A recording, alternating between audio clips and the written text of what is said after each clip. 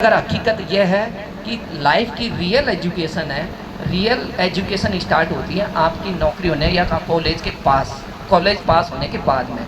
आप रियल में समाज में जो रियल हकीकत जो प्रॉब्लम्स होती है उनको तो बाद में फेस करते हैं, और तब तक आप खुद को मेंटली प्रिपेयर नहीं कर लेते, मेंटली अपग्रेड नहीं कर लेते। क्या ट्रेंड चल रहा है प्रेजेंट में, किस फील्ड में स्कोप है, वो बच्चे स्कूल में जाते जाते नहीं कर पाएंगे। स्कूल के साथ में रह के भी एक साइड अपना नॉलेज को इन्हेंस करने की आदत अगर आप बच्चों को मोटिवेट करें, ये सब आदत like reading, study, extra reading, extra skill development, इस तरफ अभी हमारा बच्चों का बिल्कुल, खासकर पेरेंट्स का भी नहीं है। तो मैं चाहता, क्योंकि मैं खुद ये चीज़ को प्रैक्टिकली करता हूँ कि शायद आपको हमेशा कंटिन्यूस लर्निंग करना है। ठीक है, हम हमारे बहुत सारे सीनियर लोग हैं, हमारी एज हो गई, चलो कोई 60 साल 55 40 साल के हो गए, बट हमारे जो नए बच्चे हैं उनमें इस तरह का फाउंडेशन एक क्रिएट करना है कि उनको एक एक्स्ट्रा पढ़ने की आदत ज़रूर डालिए।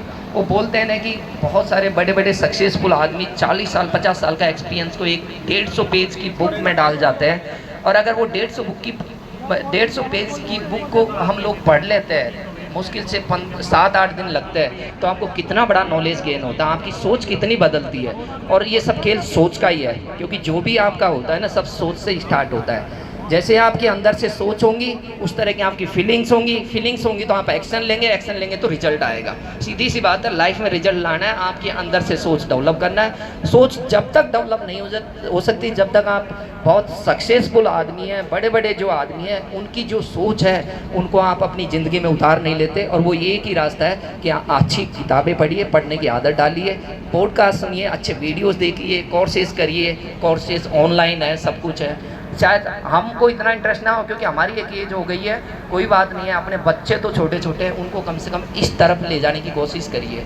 मैं जब भी होता है मैं ये कोशिश करता हूँ, और साथ में लास्ट में 2 मिनट में मैं ख़त्म करता हूँ। सर बहुत ज़्यादा करते हैं, शायद सर का इतना नहीं हम कर पाते, लेकिन छोटा सा प्रयास मेरे एंड से भी है। मैं और मेरी वाइफ डॉक्टर अंजू, हम लोगों ने 2015 में एक NGO इस्टेब्लिश किया था रूरल में वुमेन एम्पावरमेंट के लिए, हेल्थ के लिए और एजुकेशन के लिए स्पेशली। उसके थ्रू हमने झारखंड में कुछ हमारे आदिवासी बच्चों के एजुकेशन के लिए हमने प्रोजेक्ट ऑर्गेनाइज़ किए हैं। बस शायद हम गलत है या जो भी है, एक चीज़ हमने डिसाइड किया था कि NGO हम अपनी फुलफिलमेंट के लिए हम बना रहे हैं, तो हमने आज तक किसी से 1 रुपये डोनेशन नहीं लिया, ना हमारा लेने का पर्पज़ है। तो 1 रुपये नहीं लिया। हर साल हम 8, 10, 12, 15 लाख जो भी हमारा अपनी इनकम से होता है हम खर्च करते हैं, जितना भी हमसे हो पाता है हम करते हैं। आज लगभग लास्ट 1 साल में हमने करीब 700-800 स्टूडेंट्स को हमने पढ़ाया, गरीब बच्चों को, हमारे NGO के थ्रू। झारखंड में प्रोजेक्ट कंप्लीट किया है। अभी भी हमने कंप्यूटर लैब इस्टेब्लिश कर रखा है जिसके थ्रू हम पढ़ाते हैं। कैरियर काउंसलिंग हम कराते हैं सर।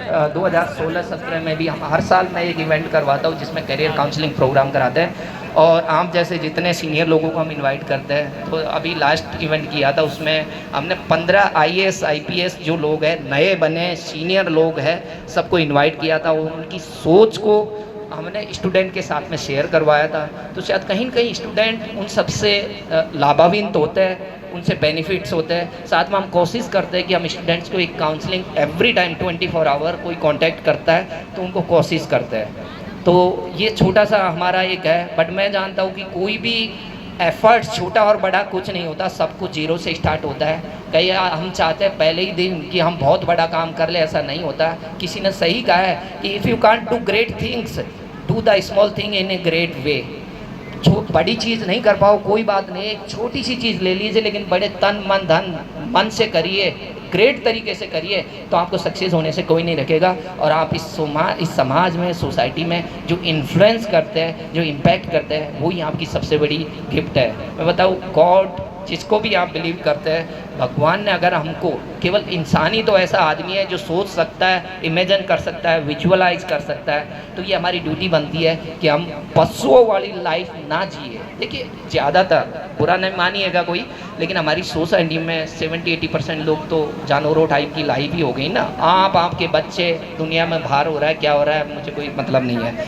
तो वो तो सभी करते हैं अपने बच्चों के लिए, अपने लिए। तो ये हमारा दायित्व तो बनता है कि जितना हमसे हो पाता है, कितना हम बाहर कुछ कर पाते हैं, औरों के लिए कर पाते हैं, बच्चों के लिए। जैसे सर का जिस तरह का सोच है, हमारी सोच कुछ सिमिलर है। हम भी चाहते हैं जहाँ जैसी अपॉर्चुनिटी मिलती है, किसी बच्चों को जितनी हेल्प कर पाते हैं अपने एंड से, चाहे छोटा सा स्कॉलरशिप हो, चाहे उनका एजुकेशन में, चाहे स्टे का, जहाँ पे भी हो पाता है हम ऐसी अपॉर्चुनिटी ढूंढने की कोशिश करते हैं और अगर मिलती है तो उसको फुलफिल करने की कोशिश करते हैं। लास्ट में आप सब से मिलके बहुत अच्छा लगा। इस इवेंट को ऑर्गेनाइज करने वालों का बहुत बहुत धन्यवाद और चाहते हैं कि ऐसे इवेंट्स होते रहे और जब भी हमको मौका मिलेगा हम ज़रूर आने की कोशिश करेंगे, ज्वाइन करेंगे।